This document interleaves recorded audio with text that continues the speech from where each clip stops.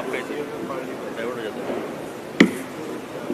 आप सभी का एआईसीसी की विशेष प्रेस वार्ता में बहुत बहुत स्वागत। सभी इलेक्ट्रॉनिक मीडिया, प्रिंट मीडिया और जो लाइव लिंक के द्वारा इस प्रेस कॉन्फ्रेंस को सुन रहे हैं उन सभी का बहुत बहुत स्वागत। आज हमारे बीच जिन्हें सारा हिंदुस्तान जानता है, ऐसे जिनकी शुरुआत एनएसयूआई से हुई है, और आप सभी जानते हैं कि जेएनयू में एनएसयूआई कोई चुनाव जीते ये बहुत बड़ी बात है। उस ज़माने में डॉक्टर नासिर हुसैन साहब जेएनयू प्रेसिडेंट रहे हैं, वो सीडब्ल्यूसी मेंबर है और आज दूसरे बार के राज्यसभा सांसद है, और वक्फ बोर्ड पे जो जेपीसी बना है उसके भी वे सदस्य। उनका कार्यकाल बड़ा उम्दा रहा है। उनका काम वे कर्नाटक से आते हैं, और अभी आज हमारे कांग्रेस प्रेसिडेंट, नेशनल प्रेसिडेंट सन्मान्य खड़गे साहब जी के ऑफिस का ऑर्गेनाइजेशन पूरा वही संभालते हैं। तो आज हमारे बीच में वे हैं। उनके साथ हमारे माजी मंत्री, माजी युवा मंत्री, ऐसा कहूँगा तो मैं ठीक रहेगा, और हमारे महाराष्ट्र के नेता, अभी भी युवा है। हाँ, माजी अभी युवा है, अभी भी युवा है, और आने वाले कई सालों तक वो युवा ही रहने वाले हैं।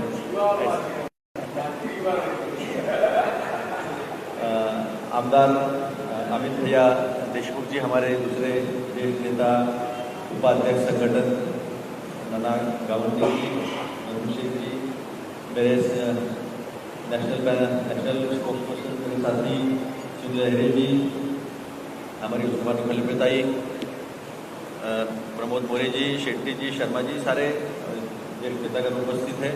मैं आपके बीच ज़्यादा समय नहीं लेते हुए मैं तो विषय को लेकर डॉक्टर नासिर हुसैन जी से विनती करता हूँ कि आपको संबोधित करें।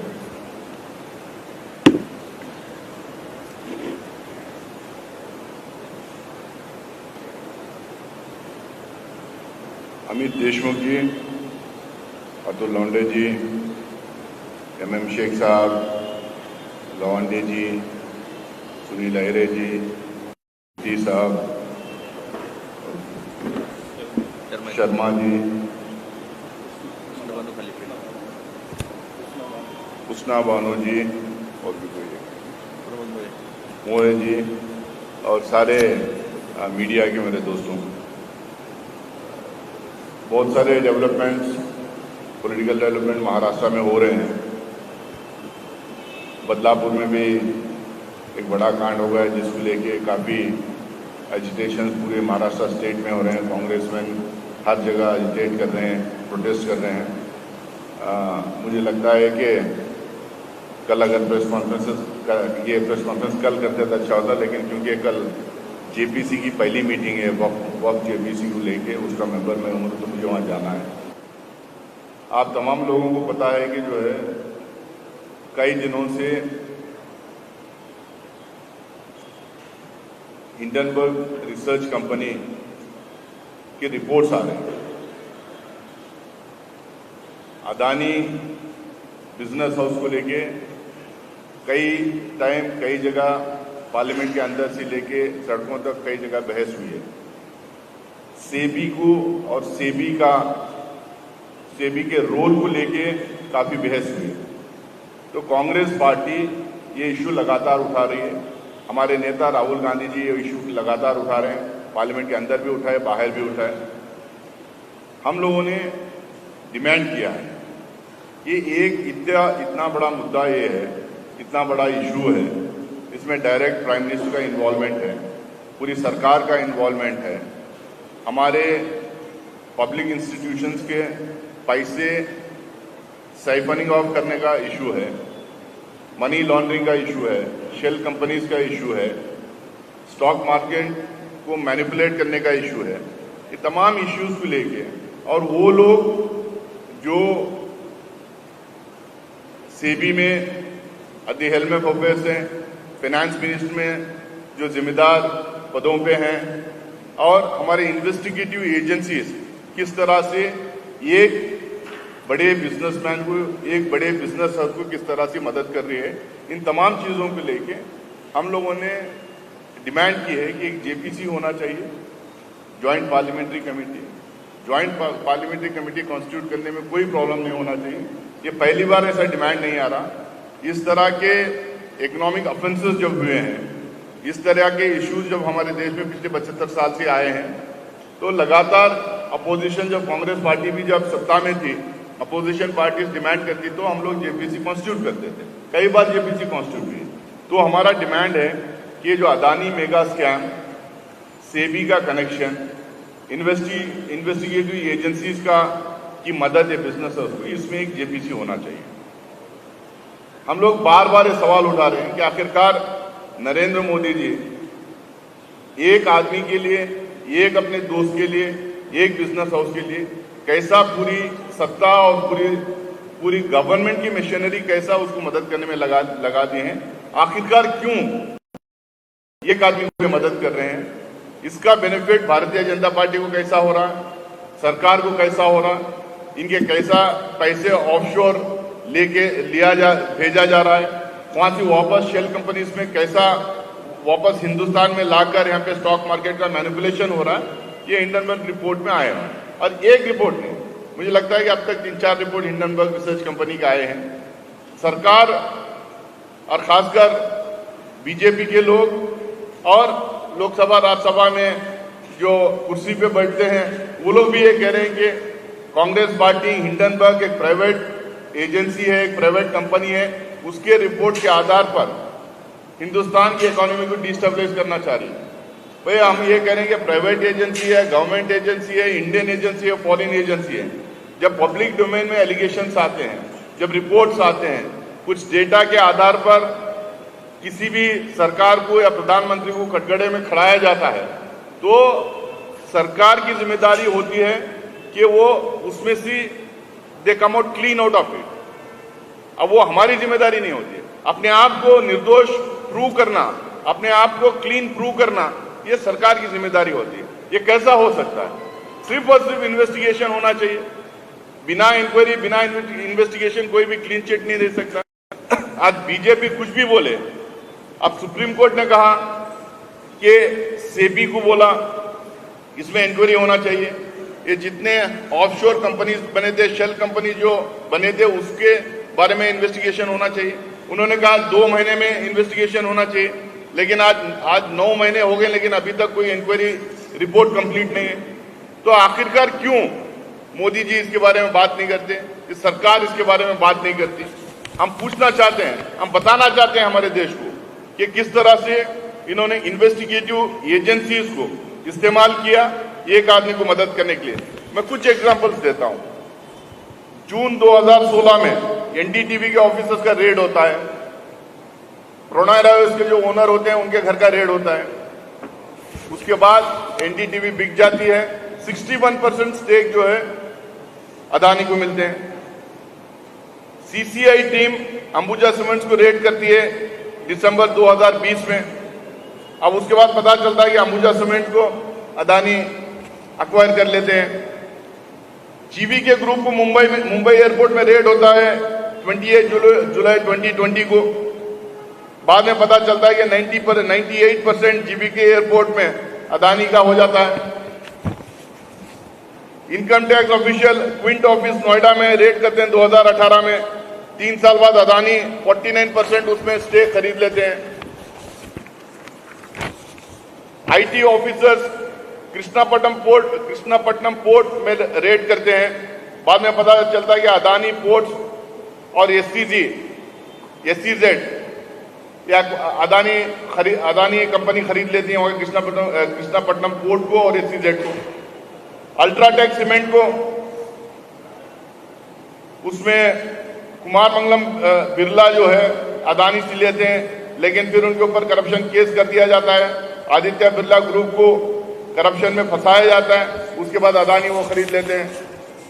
तो ये जो इन्वेस्टिगेटिव एजेंसीज, ये इसका हम लोगों ने कनेक्शन इलेक्ट्रोल बॉन्ड्स में भी देखा है।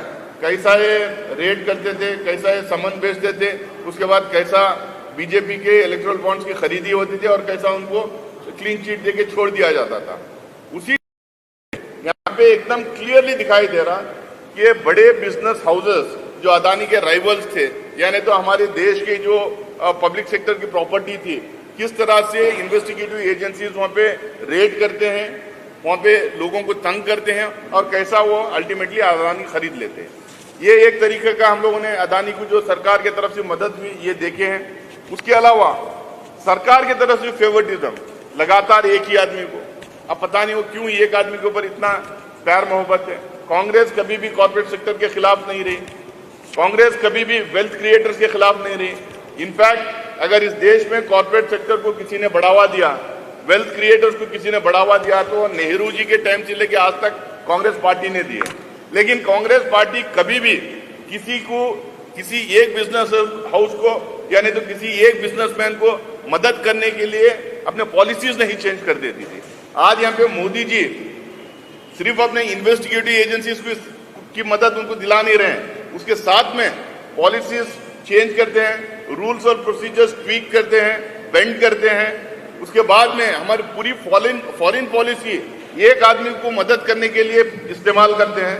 ये मैं आगे आपको बताऊंगा कैसे कैसे ये फेवर करते हैं। देखिए, आपको LIC और SBI का पैसा, हम ये नहीं करें कि जो है बिजनेस हाउसेस को लोन नहीं देना चाहिए, लेकिन LIC और SBI में जो crores and crores of Indians जो इन्वेस्ट किए थे, जो उनके सेविंग्स का जो पैसा था, ये किसे पूछ के कहां डिसीजन लेके अदानी को पैसा इसका दिया गया। हम लगातार इसको प्रोटेस्ट करते हैं। पार्लियामेंट के अंदर में हम लोगों ने प्रोटेस्ट किया, सवाल खड़े किए, अलग अलग तरीके से सवाल डाले उनको पार्लियामेंट में, लेकिन आज तक ना तो मोदी जी की तरफ से ना सरकार की तरफ से कोई जवाब आया।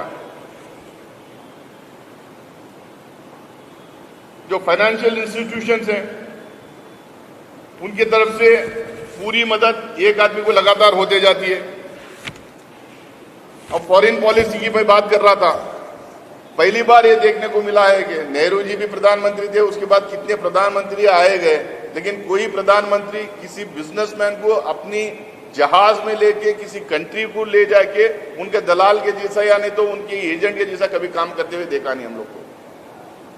मोदी जी जाते हैं ऑस्ट्रेलिया तो साथ में अदानी रहते हैं, इजराइल जाते हैं तो अदानी रहते हैं, फ्रांस जाते हैं तो अदानी रहते हैं, श्रीलंका में ठेका दिलाना है तो यहां से मोदी जी बात करके उनको बोलते हैं, बांग्लादेश में बिजनेस दिलाना है तो मोदी जी वहां के काउंटर पार्ट को बात करके बिजनेस दिलाते हैं।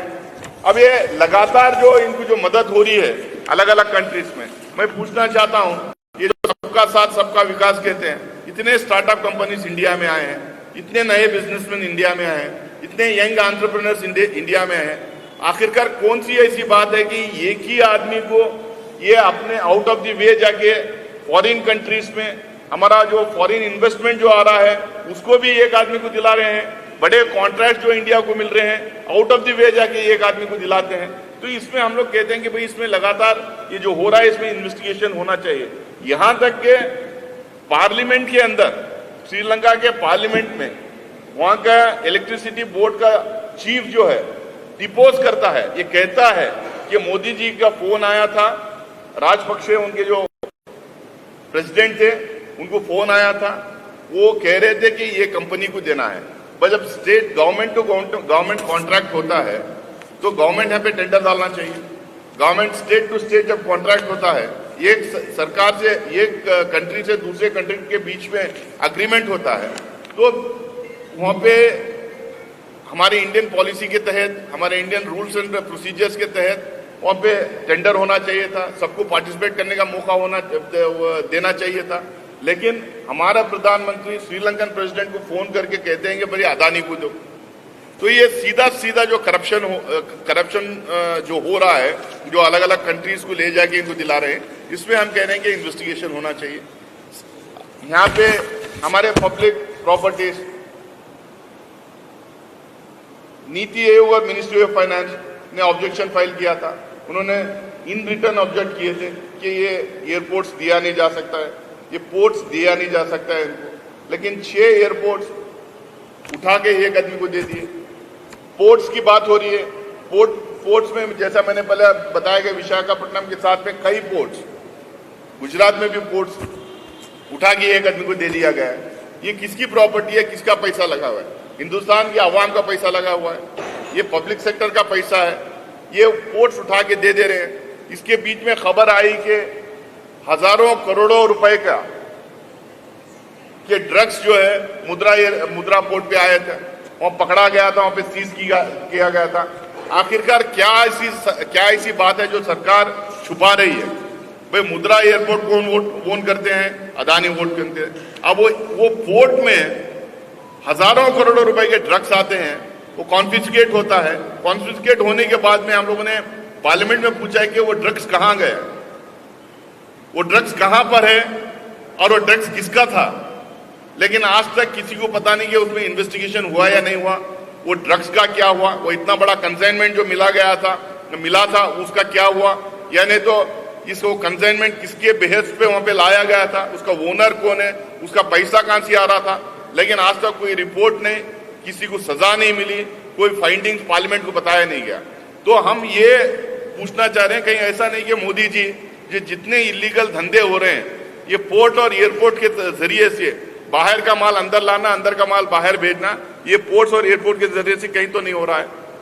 पैसा तो जा रहा आ रहा है, मनी लॉन्ड्रिंग तो हो रही है, शेल कंपनीज तो हैं, मनी साइफंड ऑफ हो रहा है, वहां से पैसा जो है आके इनके स्टॉक मार्केट, इनके शेयर्स का मैनिपुलेशन करने के लिए इस्तेमाल हो रहा है, ये सबको पता है। सेबी कैसा हैंड इन ग्लो है, क्यों हम लोगों ने दोबारा ये अब रिन्यू किया है हमारा डिमांड कि जेपीसी इसमें होना चाहिए। सेबी के डायरेक्टर्स और सेबी के चेयरमैन सरकार के द्वारा अपॉइंट किए जाते हैं। जो प्रेजेंट चेयरपर्सन है, जो माधवी जो चेयरपर्सन है, 2017 में डायरेक्टर अपॉइंट होती है सरकार की तरफ से, उसके बाद में चेयरमैन अपॉइंट होती है सरकार की तरफ से। सुप्रीम कोर्ट कह रहे हैं कि आप लोग ये शेल कंपनीज का इन्वेस्टिगेशन करो, सीबीआई शेल कंपनीज का इन्वेस्टिगेशन नहीं करती है। अब लेटेस्ट जो हिंडनबर्ग का जो रिपोर्ट आया है उसमें क्लियरली कैसा सेबी चेयरपर्सन का, शेल कंपनीज का, विनोद अदानी का और दूसरे ये इलीगल जो मनी ट्रांजैक्शन हो रहा है, कैसा उसमें सेबी चेयरपर्सन का इन्वॉल्वमेंट है, ये क्लियरली बताया गया है। उन्होंने गलत स्टेटमेंट दिया था कि उनके कंसल्टेंसी फर्म्स के बारे में सबको पता है, लेकिन बाद में यहां पता चलता है कि उन्होंने किसी को नहीं बताया था। उसमें 3 करोड़ 70 लाख रुपए कैश दिया गया था और ये कह रहे हैं कि उनके हस्बैंड ऑपरेट करते हैं। बाद में पता चलता है कि इनके ईमेल से ऑपरेट हो रहा था। जब इतने स्टार्टलिंग रेवलेशंस हिंडनबर्ग रिपोर्ट में आते हैं तो हम लोग यही डिमांड कर रहे हैं कि पहले तो सेबी की चेयरपर्सन को उसका रिजिग्नेशन लेना चाहिए, उनको सैक करना चाहिए, और जितनी भी वहां सीबी में डायरेक्टर्स बैठे हैं उनको सबको सैक करना चाहिए, वहां पे नई कमेटी वहां पे बनाना चाहिए। सेबी चेयरपर्सन या सेबी का पूरा board, offshore companies, shell companies, Adani group of companies और मोदी जी का क्या लिंक है, इसका खुलासा होना चाहिए। मैंने बताया आपको पहले कैसा इन्वेस्टिगेटिव एजेंसीज मदद कर रहे हैं, मैंने आपको बताया कि फॉरेन पॉलिसी का कैसा इस्तेमाल हो रहा, मैं आपको यह भी बताया कि सरकार कैसा आउट ऑफ द वे जाके सिर्फ आम आदमी का पैसा ही नहीं बल्कि हमारे पब्लिक सेक्टर यूनिट्स कैसा उनको बेच दे रही है। तो जब पूरी सरकार इसमें इन्वॉल्व है, सरकार के एजेंसीज इन्वॉल्व है, हमारी पूरी फॉरेन पॉलिसी एक आदमी को मदद करने में पूरी फॉरेन पॉलिसी को चेंज करने की एक कोशिश की जा रही है, तो ऐसे टाइम पे ये जरूरी है कि ज्वाइंट पार्लियामेंट्री कमेटी इसको इंक्वायर करे, एक ज्वाइंट पार्लियामेंट्री कमेटी कॉन्स्टिट्यूट हो, इसके डिटेल्स में जाएं, इसके तय में जाएं और रिपोर्ट देश के सामने लेके आए, ताकि इसमें दूध का दूध पानी का पानी हो जाएगा। इसमें जो नेक्सस है मोदी जी का, अदानी जी का, सेबी का, इन्वेस्टिगेटिव एजेंसीज का, ऑफशोर कंपनीज का जो नेक्सस है, ये सबके सामने आएगा। तो ये राहुल गांधी जी लगातार यही डिमांड कर रहे हैं कि जेपीसी होना चाहिए, सेबी के चीज को बर्खास्त करना चाहिए, वो पूरे बोर्ड को बर्खास्त करना चाहिए और लोगों के सामने ये जितना भी घोटाला हुआ है वो लोगों के सामने आए और जो इन्वॉल्व है वो पनिश करें। और ये जो सीबीआई या एसबीआई में और एलआईसी में जो पैसा है, वो पैसा जो इन्वेस्ट हुआ है वो पैसा वापस आना चाहिए, और जो गरीब लोग उसमें के सेविंग्स है और जो इन्वेस्टमेंट है वो पैसा भी उनको वापस जाना चाहिए। तो ये मुझे लगता है कि आपके सामने ये जरूरी था कि मैं बात रखूं। पूरी देश भर में सारे हिंदुस्तान के स्टेट कैपिटल्स में आज कांग्रेस पार्टी प्रेस कॉन्फ्रेंसेस कर रही है। हमारा डिमांड जेपीसी का रहेगा, और जब तक ये जेपीसी इसमें कॉन्स्टिट्यूट नहीं करेंगे हम चुप बैठने वाले नहीं हैं और आने वाले दिनों में डिमांड को और तेजी से हम उठाते रहेंगे।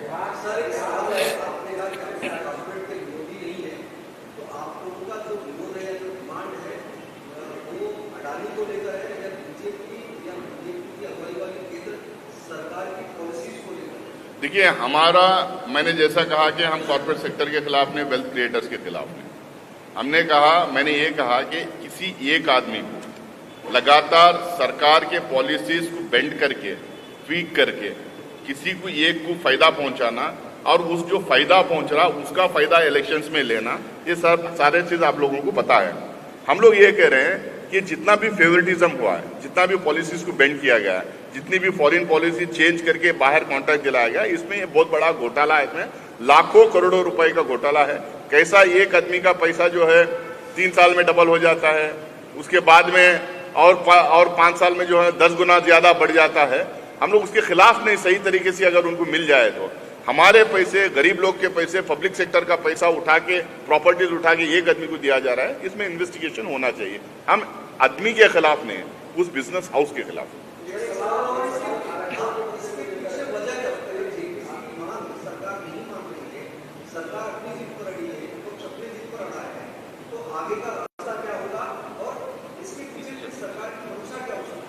इसके पीछे मंशा साफ है। अगर एपीसी कल होगी तो उनके भी लोग होंगे, अपोजिशन के सारे पार्टीज के लोग होंगे, सारे अपोजिशन पार्टीज के एमपीज उसमें होंगे। वहां पे खुलासा हो जाएगा और मोदी जी उसमें खुलेआम फंस जाएंगे। इसीलिए वो डर रहे हैं। इसीलिए जो है वो यहाँ तक कि वाइस प्रेसिडेंट भी बोलते हैं कि हम लोग इकोनॉमिक डिस्टेबलिश करने के हैं। तो हम नहीं कह रहे ना भाई, सुप्रीम कोर्ट ने भी कहा कि सेबी को उन्होंने डायरेक्शन दिया कि 2 महीने में, 3 महीने में रिपोर्ट आप इन्वेस्टिगेट करके रिपोर्ट दो करके।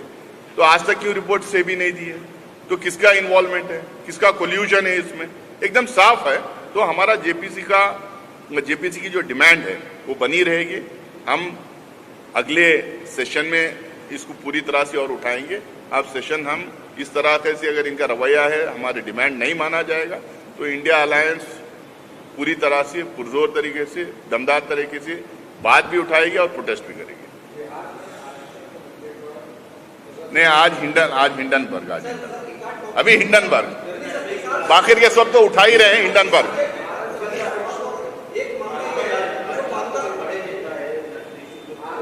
नहीं है, नहीं, वो तो है, बाद में अलग से होना दे दूंगा। अभी हिंडनबर्ग, अदानी, सेबी और मोदी।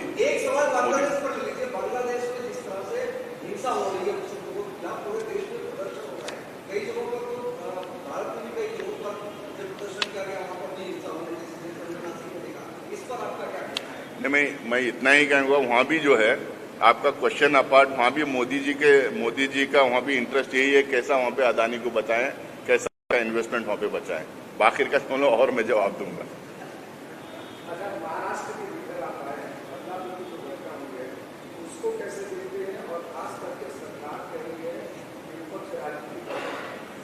देखिए, हमारे सारे नेता सड़कों पे थे।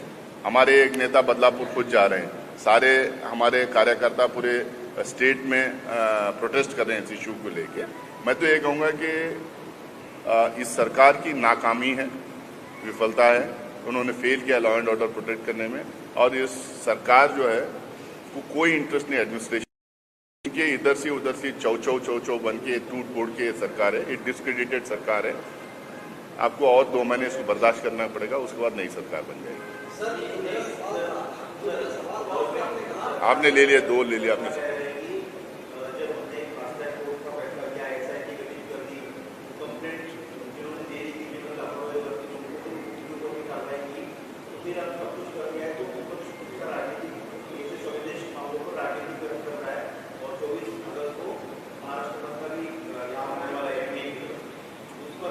देखिए, इसका जवाब हमारे स्टेट लीडरशिप देगी यहाँ पे। तो हमारे पीसीसी प्रेसिडेंट दोनों हैं, वो लोग इसका जवाब देंगे। लेकिन इतना ही मैं उनको याद दिलाना चाहूँगा, निर्भया केस भी हुआ था। निर्भया केस भी हुआ था।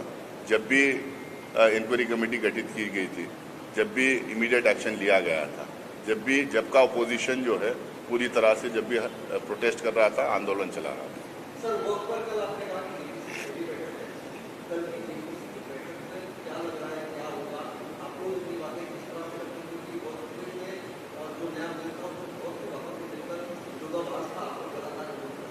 देखिए, हमारा डिमांड था उसको वापस लेने के लिए, और कुछ लोगों का डिमांड था जेपीसी के लिए। जेपीसी कॉन्स्टिट्यूट किए हैं, मैं भी उसका मेंबर हूँ जेपीसी का।